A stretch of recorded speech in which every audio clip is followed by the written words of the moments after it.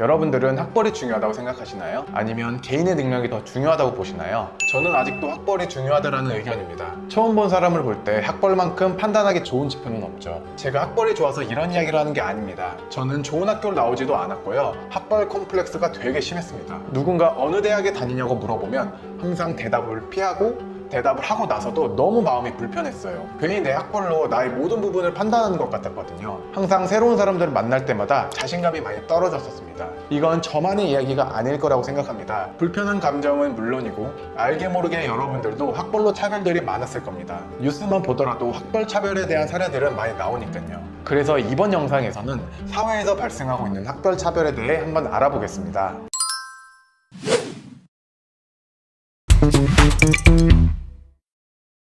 학벌은 취업할 때는 물론이고 사람을 평가하는 기준이 되기도 합니다. 그래서 학벌주의라는 말이 나왔죠. 학벌주의란 학벌을 중요하게 여기는 입장이나 태도 또는 개인의 능력과 상관없이 어느 학교 출신이냐에 따라 차별을 받는 사회현상을 말합니다. 한국고용노동부의 조사에 따르면 대한민국 국민의 60%가 학벌주의는 사라지지 않을 것이다 라고 합니다. 학벌이 안 좋은 사람은 생산성이나 능력과 관계없이 단순히 고졸이라는 이유로 부당한 차별을 겪기도 하는데요. 업무 숙련도가 높아져도 승진이나 임금 상승의 기회가 쉽게 주어지지 않습니다. 실제로 일부 조직에서는 학력을 승진이나 인사평가의 중요한 요소로 보고 있기도 하죠. 그렇다면 우리 사회의 학벌주의는 얼마나 퍼져 있고 어떤 차별 행위들이 일어나고 있을까요? 두 가지의 사례를 보여드리겠습니다. 마이스터고 출신의 대기업 계열 보험회사에 취업한 A씨는 입사하자마자 현실을 깨달았다고 합니다.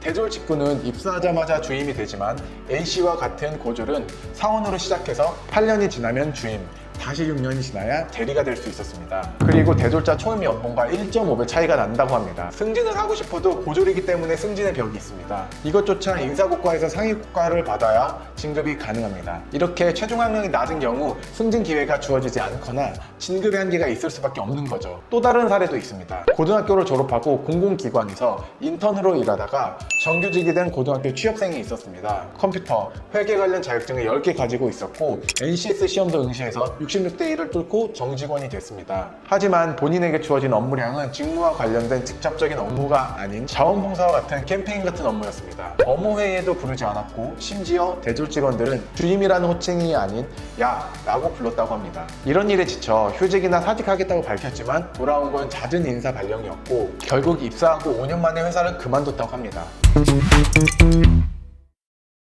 그러면 왜 이런 현상이 일어나는 걸까요? 단순합니다. 기업에서 한 사람을 평가할 때 가장 객관적인 평가가 학벌이기 때문이죠. 만약 여러분이 기업의 면접관이라면 짧은 시간 내에 지원자의 자질을 확인해야 하는데 어떤 걸 확인하시겠어요? 가장 먼저 대학교 간판을 확인할 겁니다. 좋은 대학교에 들어가기 위해 학창시절 동안 공부하며 참고 견디는 수험생활을 얼마나 참고 끈기 있게 견뎌왔는지 그 과정을 높이 사는 거죠. 그러니까 능력보다 학력을 보는 게 아니라 좋은 대학교에 가기 위해 보냈던 뒷면의 노력들을 보는 겁니다. 성실성을 보는 거죠. 이것 때문에 학벌 차별이 계속 유지되는 겁니다. 일반화할 수는 없지만 일부 기업에서는 학력 수준을 특정 직무 수행 능력과 직결시키는 경향이 있습니다. 높은 학력을 가진 사람들은 더 높은 지적 수준과 문제 해결 능력을 갖추었을 것으로 가정되며 이는 더 우수한 성과를 기대하게 만드는 거죠. 만약 대학 나온 사람과 나오지 않은 사람의 대우가 동일하다면 그것 또한 차별이 아닐까요? 차별이 없으면 그것 또한 차별이 됩니다. 무언가 일을 했으면 당연히 그에 맞는 보상을 받아야죠. 대학교를 갔으면 안 간 사람들과 차등을 두는 것도 당연하다고 생각합니다. 미국에서도 학벌은 사람의 생존 확률에 있어서 가장 중요한 요소로 봅니다. 한국 사람들과 다른 점은 미국 사람들은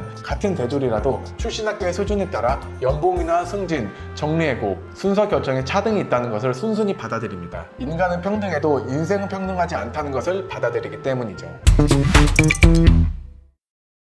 그러면 우리는 이런 상황을 타개하기 위해 끊임없이 증명해야 합니다. 현재까지 학벌이 낮은 사람이 할 수 있는 방법은 두 가지가 있습니다. 첫째, 학력을 높이는 방법입니다.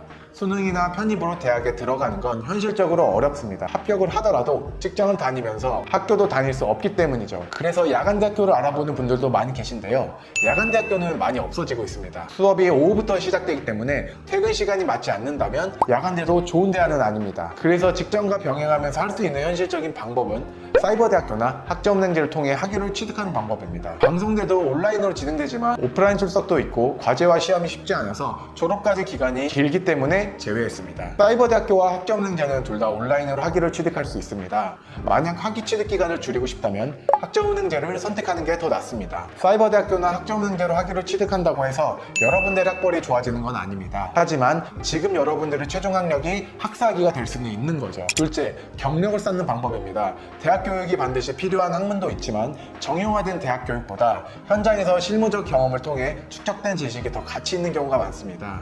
고등학교 졸업을 하고 바로 취업을 해서 경력을 쌓는다면 대졸자보다 오히려 경력을 더 인정받고 급여도 더 많아질 수 있습니다. 개발자는 학력을 떠나 입사하면 초봉 3,000 전후로 받습니다. 어떤 것을 개발했느냐에 따라 다르지만 3년차부터는 연봉이 4,500에서 5,000 정도로 올라가게 됩니다. 개인의 역량에 따라 연봉도 더 높일 수가 있는 거죠. 요식업도 마찬가지입니다. 요식업은 유학을 다녀오면서 경력을 쌓는 경우도 꽤 많지만 결국에는 요리 실력이 중요합니다. 대표적으로 최한석 셰프를 들 수 있습니다. 최한석 셰프는 고졸의 학력임에도 불구하고 현실적인 방법들을 찾아 꾸준히 경력을 쌓았습니다. 한 레스토랑에서 11년 동안 근무하면서 막내에서 총괄 셰프까지 올라갔는데요. 결국에 유학파 출신들 셰프들 사이에서 성공 케이스가 됐습니다.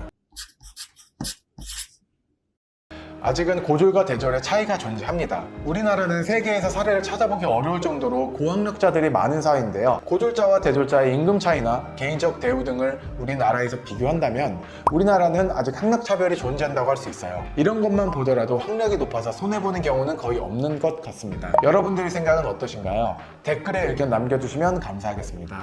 시청해주셔서 감사합니다.